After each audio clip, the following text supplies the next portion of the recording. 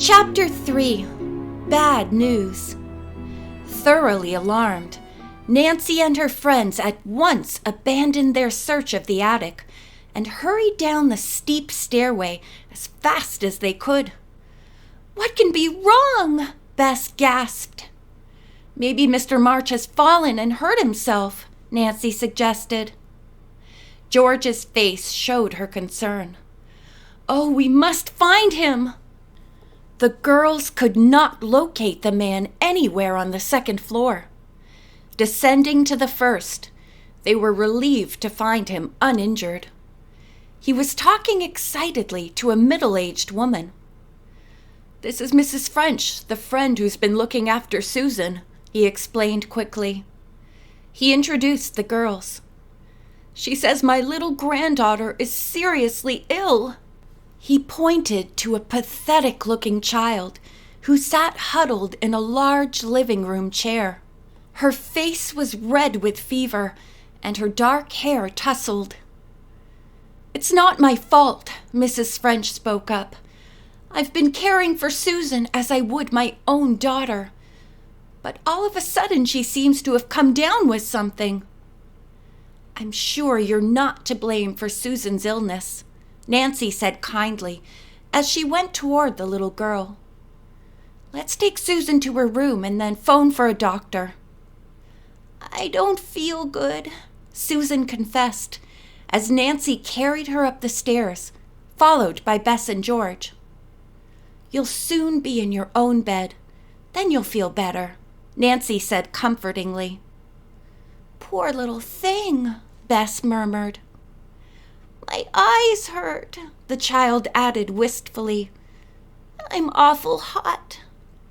This gave Nancy an idea. When they reached the child's bedroom, she turned the lamp full on Susan. "Measles," she announced, noting the red blotches. "How well I remember when I had them. Same symptoms." "Poor Mr. March," George whispered. "What'll he do?" "He hasn't enough money to get his granddaughter a nurse," Nancy thought. "And Mrs. French is moving soon and can't take her back." Aloud, she said, "Girls, do you remember Effie? That dizzy maid who works for your family once in a while?" George laughed. "How could one forget her?" Nancy smiled. "She can be very efficient as long as she isn't involved in a mystery. I believe I'll see if she can come here."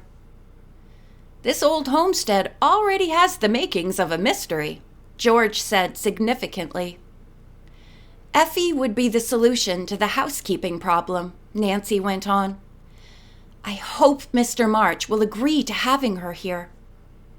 Leaving Bess and George with Susan, Nancy went downstairs to report to Mr. March.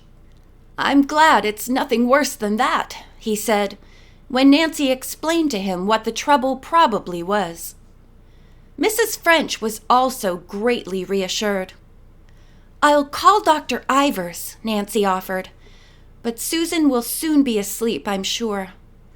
Bess, George, and I will take care of her for the night." Mrs. French, although eager to be helpful, seemed relieved to be able to pass on the responsibility for Susan's care. After Nancy had phoned the doctor and received instructions, she notified her father that the girls were staying. He offered to inform the Fanes and Marvins. As soon as Mrs. French left, Mr. March and Nancy went upstairs to see Susan. The child was resting quietly. "Measles are usually not serious," Nancy remarked, as they returned to the living room. "But Susan will have to stay in bed for a while." "What am I to do?" the elderly man asked helplessly. "I've never taken care of a sick child. Susan has always been so lively and healthy. I just don't know." Mr. March broke off in despair. This was Nancy's opportunity to mention Effie as a possible housekeeper. The problem of salary worried Mr. March. "I have a surprise for you, Nancy smiled. Just before you called us from the attic, we found several fine old hat boxes and a table which can be sold. The money from them will take care of things for a while." Mr. March looked at Nancy gratefully. "You've been so good," he said. "I guess fate led me to your door to ask your help for little Susan. As soon as things get straightened out here, I'll go on searching for the music," Nancy promised. The girls tried to make Susan comfortable with meager supplies in the house. Nancy sat up most of the night, acting as nurse to the feverish child. After breakfast the next morning, Bess and George took over. Nancy drove to Effie's house. The maid, kind-hearted and loyal to the Drew family, was easily persuaded to take charge at Pleasant Hedges. She packed and left with Nancy. But when Effie glimpsed the huge, barren old dwelling, she almost changed her mind. "Uh-oh," she wailed. "What am I getting into? Another mystery? This old place looks haunted. I believe I'd better go home." Nancy finally convinced the girl to stay. As Effie began to work, her fears seemed to vanish. She and Nancy had stopped to buy food, and soon Effie was starting preparations for a hot lunch. "I've done all I can do for the time being," Nancy said wearily to Mr. March, declining his invitation to stay. "Dr. Ivers will be coming soon. The girls and I are going home to get some sleep." "You more than deserve it," he replied. "I never can thank all of you properly for what you've done." The girls put the table and hat boxes in Nancy's car and rode away. Nancy dropped Bess and George off at their homes. Then she went on to the Drew house. "You must be thoroughly exhausted," Hannah Gruen declared. "I may spend most of the day in bed," Nancy replied. "Later on, I'll go down to Mr. Faber's antique shop and try to sell Mr. March's things." When Nancy had completed her errand late that afternoon, she came home with a sizable check for the old table and hat boxes. Mr. Drew praised her, then listened attentively to his daughter's report on the situation at the March mansion. "Dad, did you hear anything from the police?" Nancy asked. He shook his head. "I guess that without clues we'll have to forget the stone thrower." Nancy was up early the following morning. She had just finished a hearty breakfast when Hannah Gruen told her that Effie was on the telephone. "Effie!" Nancy exclaimed. "I hope nothing is wrong." She dashed out to the hall to answer the call. At first, Effie talked so fast and in such an excited voice that Nancy was unable to determine what was wrong. "Effie, calm down. I don't understand a word you're saying. Has something happened to Susan?" "Susan is all right," the maid admitted in a quieter tone. "Then what is wrong?" "Everything. Oh, I'm scared. I don't want to stay." "Tell me what happened." "Last night." Effie paused. "Yes?" Nancy prompted her. "I'd better not tell you any more. Please get out here as fast as you can."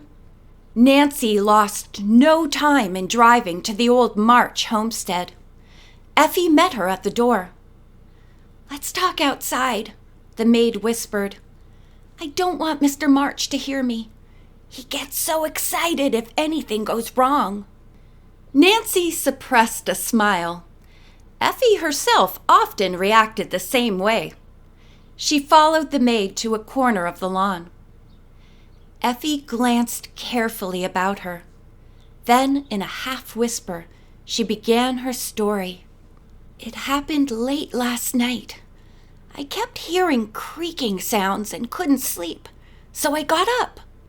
I was standing looking out the bedroom window when all of a sudden I saw a big, powerfully built man sneaking across the lawn. Had he come from the house? He must have. He came around from the back and stole off toward the garage. Then he disappeared. Oh, I don't like this place.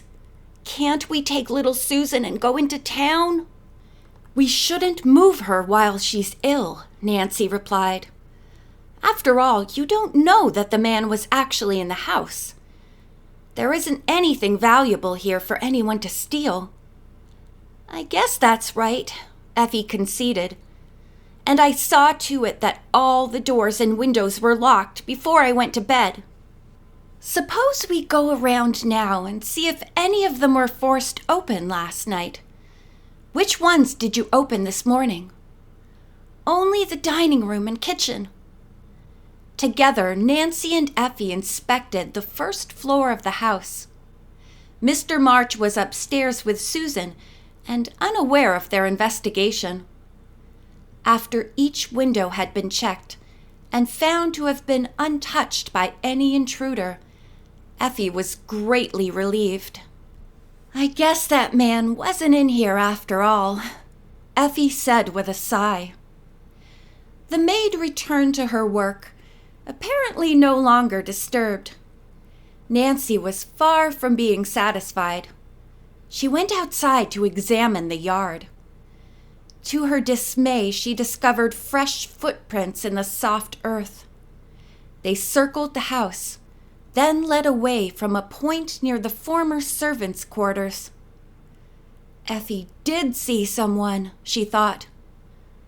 But what would a prowler be interested in here? Again, Nancy followed the circle of footprints around the mansion. Then an alarming thought struck her. Maybe he has a skeleton key. Another idea leaped into Nancy's mind. Perhaps the trespasser had been looking for Phip March's unpublished music. He might be the one who had stolen the piece Mr. March had heard on the radio. End of Chapter 3.